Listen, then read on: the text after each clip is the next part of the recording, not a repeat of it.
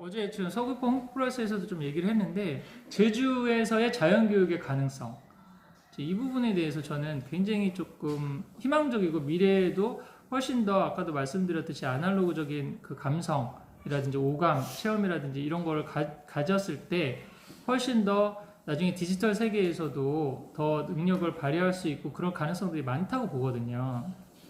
가장 대표적인 예로 제가 스마트폰을 쓴 지가 1년이 안 됩니다. 제가 거의 한 7, 8년을 2G 폰으로 그래서 엄청나게 주변에 핍박이 많았어요. 카톡이 안 된다고. 신 선생님한테는 연락을 따로 보내야 되는 이런 민폐를 끼치는 삶을 언제까지 살 거냐고 막 그런 얘기를 많이 했었거든요.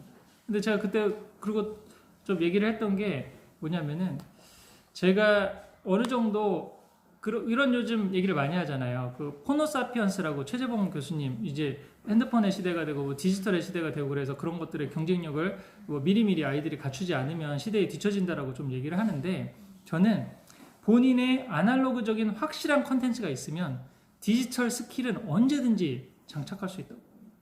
저 그때 계속 얘기했던 게 그거거든요. 제가 저만의 컨텐츠나 그게 확실하고 그러면 나중에 스마트폰이 뭐 있든지 아니면 어떤 상황이 됐을 때 그거를 빨리빨리 뭔가 확실히 할 수 있는 그게 문제지 내 안에 컨텐츠가 있느냐 없느냐가 문제지 내가 지금 유튜브를 갖고 영상 편집을 할 수 있느냐 없느냐 지금 뭐 미리 어떤 구체적인 스킬이 있느냐 없느냐 이거는 중요한 거 아닌 것 같다고 사실 얘기를 했었거든요. 지금도 유튜브 시작한 지가 제가 한 7, 8개월 정도밖에 되지 않았거든요. 가장 힘든 게 영상 편집하고 그런 거 하루면 배워요. 하루면 배우고 몇 번만 해보면 익숙해. 근데 요즘은 굉장히 이게 뭐라 그럴까 최적화돼서 아직 기초만 알아도 간단히 할 수 있는 너무 프로그램들이 막 좋아지고 막 그런 게 많아요.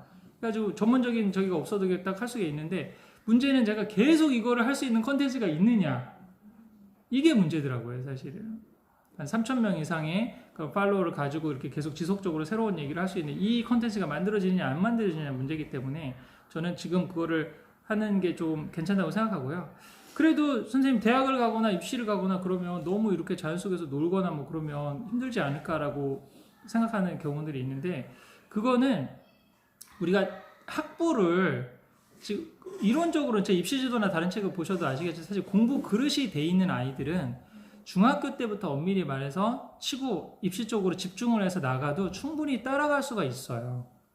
중학교 내신은 정말 성실함과 학교에서 하는 거 그대로 이렇게 해서 할 수가 있거든요. 근데 거기서 이제 전제가 그럼 공부 그릇이 뭐냐라고 하는 건데 가장 기본적인 거는 문제지를 푸는 것보다는 몰입 독서를 할 수 있는 능력, 인지적인 측면에서는. 그다음에 제일 제가 강조하는 건 체력이거든요, 사실. 체력. 그러니까 나중에 치고 나와서 재수라든지 편입이라든지 이런 데서 성공하는 아이들 같은 보면은 운동을 했다가 공부 쪽으로 전향한 애들이 많아요. 그 스포츠를 하다. 그러면은 약간 그 공부했던 그 스포츠 하면서 근성이라든지 뭐 이런 그런 거에다가 기본적인 체력이 되니까 좀 이렇게 집중해서 내가 공부를 해야 될 때 그걸 에너지를 막 집중해서 할 수 있는 엉덩이 붙이고 할 수 있는 그런 부분들이 되는 친구들이 사실 있더라고요. 근데 두 번째로는 그 평안한 마음이거든요, 사실은. 그런 부분에 있어서 뭔가 마음의 공부릇이 돼 있고 기본적으로 몰입독서 능력이 돼 있다 보면 문제집 푸는 공부를 일찍 시작하지 않더라도 사실 충분히 따라갈 수가 있어요. 근데 그 좀 늦게 해서 출발했는데 못 따라간다. 그러면 냉정하게 말해서는 일찍 시켜도 못 따라가는 거예요. 일찍 시켜가지고 뭐 학원에서 뭐 문제지를 풀고 영유를 보내고 뭐 그렇게 해서도 사실은 이게 사실 쉽지 않은 상황이에요. 아까도 갔어요. 35만에 사는 데 가서 그냥 평범한 25만에 들어갈 가능성이 너무 많은 거야. 그럴 바에야 그러면 이제 현실적인 질문은 우리 애가 공부 쪽으로 승부를 볼 수 있는지 없는지를 냉철하게 판단을 해야 되거든요. 근데 제가 그거를 지금 이 공교육 현장에서 좀 직설적으로 말씀드리기 좀 어려운 게 있으니까 제 입시지도 책을 좀 보세요. 거기 보면 초등학교 때 제가 볼 수 있는 몇 가지 팁을 드리고 있어요. 사실 가장 직관적으로 볼 수 있는 거는 우선 두 가지인데 하나는 초등학생들 뭐 저학년 같은 경우는 전 딱 두 가지를 보거든요. 얘가 자세를 바르게 하느냐 하고 두 번째로는 어른들이 얘기할 때 아이 컨택을 하느냐. 자세를 바르게 하는 아이들은 자기 통제력이 있다는 거고 아이 컨택을 한다는 건 자존감이 살아있다는 아이거든요. 이런 아이들은 나중에 조금 본인이 계기가 되고 뭐 생각이 돼서 이렇게 할 때라도 쭉 치고 나올 수 있는 사실 가능성들이 사실 있어요. 두 번째로는 선생님들이 여기에 있는데 부모가 무지해가지고 못 알아보고 그럴 일은 없다고 보거든요. 선생님들이 얘기를 해줍니다. 여기에서 지금 잘하고 있는데 사실은 좀 더 잘할 수 있는 방법은 뭐뭐뭐가 있다라고 선생님들이 사실 코칭을 해주게 돼 있어요. 어디에 가 있어도. 근데 그런 소리가 안 들려온다 그러면 그냥 평범한 애가생이 많은데 걔를 데리고 영재학원에 가서 무슨 영재 테스트를 받아보고 뭐 레벨 테스트를 받아보고 그러면 스트레스만 더 받는 거죠. 이게. 이건 이제 그지 현실적인 얘기인데 한번 새겨서 좀 들으시고 뭔가 아이가 있는 그대로에 대해서 받아들일 수 있느냐와 또 아까도 말씀드렸듯이 입시적으로는 20대 학부라는 걸 내려놓으면 수많은 다양한 길들이 열릴 수가 있습니다.